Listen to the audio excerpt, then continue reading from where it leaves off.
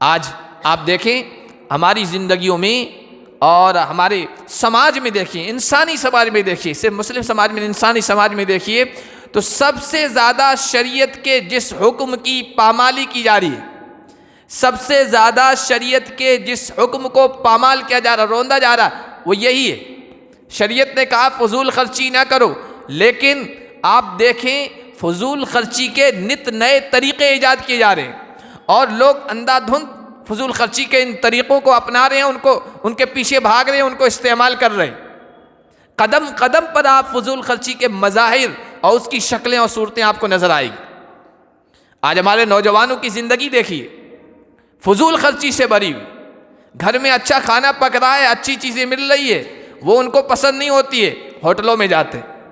بڑی بڑی ہوٹلوں میں جا کر نوجوان جن کو دینی شعور نہیں ہے یا دینی احساس نہیں ہے یا صرف چٹورا پن ہے، آرڈر دے دیا کھانوں کا، کھانے آ گئی، بس موڈ چینج کرنے کے لیے کچھ کھا لیا، باقی وہیں پڑا رہ جاتا ہے۔ آرڈر دیا مختلف چیزوں کا، کچھ کھایا، کچھ استعمال کیا، باقی پڑا ہے۔ یہ فضول خرچی کی ایک شکل ہے۔ اسی طرح آپ دیکھیے دعوتوں کے موقع پر، شادی بیاہ کے موقع پر، ولیمے کے موقع پر، عقیقے کے موقع پر، اس طرح کے موقعوں پر کھانے وغیرہ کی صورتحال آپ دیکھ لیجئے۔ اللہ کی دی ہوئی اس نعمت کی کتنی ناقدری ہوتی ہے اور کتنی اس میں فضول خرچی ہو رہی ہے اور کتنا بیجا تصرف ہو رہا ہے۔ جہاں کھلایا جاتا ہے، باقاعدہ بانٹا جاتا ہے، تقسیم کیا جاتا ہے، وہاں تو پھر بھی کچھ کنٹرول ہو جاتا ہے کہ جتنا چاہا، ضرورت ہے اتنا ڈال دیا، اتنا مانگ لیا۔ لیکن جہاں بفے سسٹم ہوتا ہے، آپ خود لے کے آئیں اور خود کھائیں، تو وہاں آپ دیکھ لیجئے انسان خواہش میں اور انسان لالچ میں یا انسان مجبوری میں کہ واپس بار بار کون جائے گا، پلیٹیں بھر بھر کے لاتے ہیں اور اس میں ضرورت کے مطابق کھا لیتے ہیں، باقی پڑا رہ جاتا ہے، ضرورت سے زائد ہی لاتے ہیں اور وہ سارا ضائع ہو جاتا ہے۔ شادی بیاہ کے موقع پر کھانا اگر بچ جاتا ہے، غریبوں، مسکینوں، یتیموں میں استعمال کرنے، ان پر بانٹنے کے بارے میں بہت کم لوگ سوچتے ہیں، وہ ضائع چلا جاتا ہے۔ سب سے زیادہ فضول خرچی جو ہو رہی ہے ہمارے ہاں اور بیجا مال میں اور دولت میں تصرف ہو رہا ہے، وہ شادی بیاہ کے موقع پر ہو رہا ہے۔ شادی بیاہ کے موقع پر جتنی چیزیں اختیار کی جا رہی ہے، چاہے کھانے کے سلسلے میں ہو، چاہے دوسری چیزیں لین دین کے سلسلے میں ہو، تحفوں کی شکل میں ہو، سب سے زیادہ یہاں فضول خرچی ہو رہی ہے۔ شادی بیاہ جو ایک برکت کی چیز تھی، جو سادگی اختیار کرنے کے بارے میں شریعت نے جس کے بارے میں ہمیں حکم دیا تھا کہ شادی سادی ہونی چاہیے اور اس میں سب چیزیں سادہ طریقے پر استعمال ہونی چاہیے، اس کو ہم نے اپنے تکلفات کے ذریعے سے، فضول خرچیوں کے ذریعے سے اتنا مشکل بنا دیا کہ وہ برکت کے بجائے اور رحمت کے بجائے اب زحمت بن گئی۔ ایک ایک چیز شادی بیاہ کے موقع پر دیکھ لیجئے، آپ کو وہاں فضول خرچی نظر آئے گی۔ شادی بیاہ کے موقع پر کارڈ کا کیا مقصد ہے؟ کارڈ کا مقصد ہوتا تھا انفارمیشن، اطلاع دینا کہ بھائی ہمارے یہاں شادی ہے، آپ کو آنا ہے، ہمارے یہاں شادی ہے، آپ کو آنا ہے، بس اتنا مقصد ہے کارڈ کا۔ لیکن اس کارڈ کے لیے کتنا خرچ کیا جا رہا ہے؟ ایک ایک کارڈ 50 روپے کا، 100 روپے کا، اور پتہ نہیں اور بھی مہنگا آتا ہوگا۔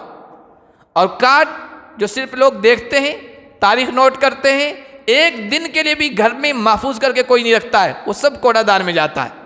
اس پر کتنی فضول خرچی ہو رہی۔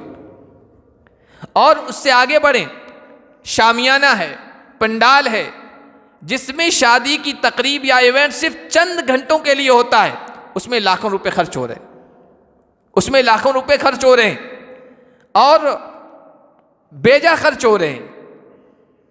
یہ وہ چیزیں ہیں جو فضول خرچی کی شکلیں ہیں، اور اسلام نے اتنا زیادہ اس سے چوکنا کیا ہے، تنبیہ کی ہے کہ یہ فضول خرچی نہ کرو، یہ بے موقع استعمال نہ کرو۔ بے موقع استعمال کرنے والے اور اس طرح مال و دولت میں تصرف کرنے والے، یہ رحمان کے بندے نہیں ہیں، یہ شیطان کے بندے ہیں یا شیطان کے بھائی ہیں۔ یہ شیطانی راہ ہے، شیطان نے ان بندوں کو ان پر اس پر لگا دیا ہے، اس راستے پہ لگا دیا ہے۔ جہاں یہ زیادہ فضول خرچیاں ہو رہی ہے، جو لوگ کر رہے ہیں، آپ دیکھیے اسی سماج میں بے شمار لڑکیاں ایسی ہیں جو بغیر نکاح کے بیٹھی، جن کو تعاون کی ضرورت ہے. یہ فضول خرچ جو ہو رہا ہے یہ ان کو دے دیا جائے تو ان کا گھر بس جائے. اسی سماج اور معاشرے میں ایسے یتیم، محتاج، نادار بچے جو 2 وقت کی ڈھنگ کی روٹی کے محتاج ہیں. اسی معاشرے اور سماج میں کتنے بچے اور بچیاں ایسی ہیں جن کو اچھی تعلیم چاہیے، ذہین ہیں، ہوشیار ہیں، تعلیم کے میدان میں آگے بڑھنا چاہتے ہیں، لیکن غربت، فقیری، محتاجگی ان کے لیے زنجیر بنی ہوئی ہے پاؤں کے لیے، وہ آگے نہیں پڑھ سکتے ہیں. ان کو تعاون کی ضرورت ہے لیکن ان کی مدد کے لیے کوئی آگے نہیں آتا. اسی سماج و معاشرے میں اسکولوں کی ضرورت ہے، دینی اداروں کی ضرورت ہے، اور جو بھی فلاحی کام ہے جس میں سماج پورا ترقی کرے، ایک انسان نہیں پورا سماج ترقی کرے، وہاں خرچ کرنے کے لیے کوئی تیار نہیں ہوتا. لاکھوں روپے شادی پر خرچ کرنے کے لیے فضول خرچی میں تیار ہو جاتے ہیں، لیکن اسی سماج و معاشرے میں ایک ایسا اسکول ہو کہ جہاں ہمارے بچے بچیاں اچھی تعلیم حاصل کر سکیں، اپنے عقیدے کی بھی حفاظت کر سکیں، اپنے ایمان کی بھی حفاظت کر سکیں، اپنے اخلاق، سیرت اور کردار کی بھی حفاظت کر سکیں، اس کو بنانے پر خرچ نہیں کریں. حالانکہ ایک ایک آدمی یہ سب کام کر سکتا ہے، اللہ تعالیٰ نے اتنا دے رکھا ہے.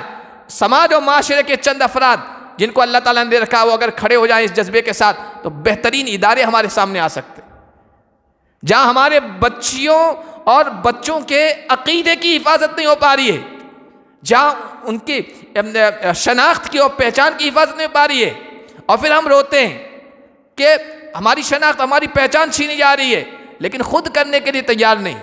فضول خرچیوں میں ساری چیزیں استعمال کرتے ہیں لیکن یہ کرنے کے لیے تیار نہیں ہوتے. اسلام نے اس سے سختی سے منع کیا ہے، فضول خرچی سے.